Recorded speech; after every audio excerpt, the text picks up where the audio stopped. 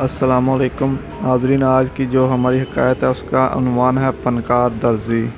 ایک شیریں زبان آدمی رات کو دوستوں کی محفل میں بیٹھ کر درزیوں کے بارے میں مزیدار قصے سنا رہا تھا۔ داستان وہ اتنی معلومات رکھتا تھا کہ باقاعدہ اچھا خاصا درزی نامہ مرتب ہو سکتا تھا۔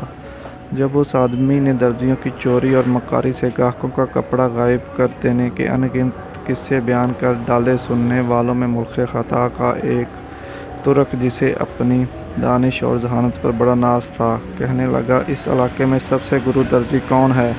داستان گو نے کہا، یوں تو ایک سے ایک ماہر فن اس شہر کی ہر گلی میں موجود ہے، لیکن پورش نامی درزی بڑا فنکار ہے۔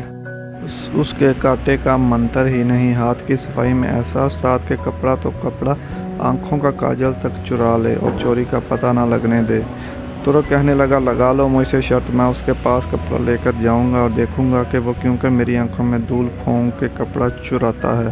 میاں کپڑا تو درکنار ایک تار بھی غائب نہ کر سکے گا۔ دوستوں نے جب یہ سنا تو کہنے لگے، ارے بھائی، زیادہ جوش میں نہ آ، تو اس سے پہلے بھی بہت سے یہی دعویٰ کرتے آئے اور اس درزی سے چوٹ کھا گئے، تو اپنی عقل و خرد پر نہ جا، دھوکہ کھائے گا۔ محفل برخاست ہونے کے بعد ترک اپنے گھر چلا گیا۔ اسی پیچ و تاب اور فکر و اضطراب میں ساری رات گزاری۔ صبح ہوتے ہی قیمتی اطلس کا کپڑا لیا اور پورش درزی کا نام پوچھتا ہوا اس کی دکان پر پہنچ گیا۔ درزی اس ترک گاہک کو دیکھ نہایت ادب سے کھڑا ہو کر تسلیمات بجا لایا۔ درزی نے خوش اخلاقی اور تعظیم و کریم کا ایسا مظاہرہ کیا کہ ترک بے حد متاثر ہوا۔ دل میں کہنے لگا، یہ شخص تو بظاہر ایسا عیار اور دغاباز نظر نہیں آتا، لوگ بھی خواہ مخواہ رائی کا پہاڑ بنا دیتے ہیں۔ یہ سوچ کر قیمتی استنبولی اطلس درزی کے آگے دھر دی اور کہنے لگا، اس اطلس کی قبا مجھے سی دیں۔ درزی نے دونوں ہاتھ ادب سے سینے پر باندھے، کہنے لگا، حضور، قبا ایسی سیوں گا جو نہ صرف آپ کے جسم پر زیب دے گی بلکہ دنیا دیکھے گی۔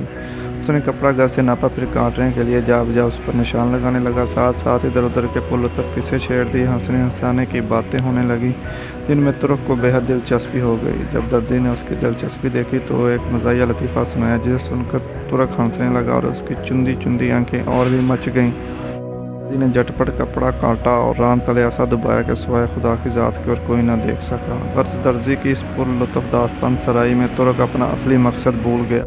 کدھر کی اطلس، کہاں کی شرط، ہنسی مذاق میں سب سے غافل ہو گیا۔ ترک درزی سے کہنے لگا کہ ایسی ہی مزیدار کوئی اور بات سناؤ، واللہ میرا دل ہی خوش ہو گیا۔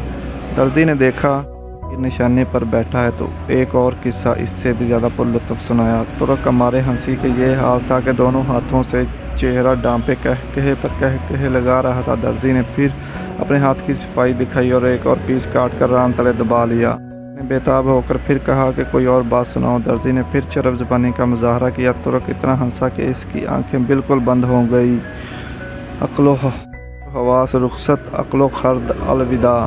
مرتبہ درزی نے پھر کپڑا کاٹ کر ران تلے ایسا دبا لیا۔ ترک نے جب چوتھی بار مزاق کا تقاضا کیا تو درزی کو کچھ حیا آ گئی اور کہنے لگا، مزید تقاضا نہ کر، اگر ہنسی کی اور بات کہوں گا تو تیری قبا تنگ ہو جائے گی۔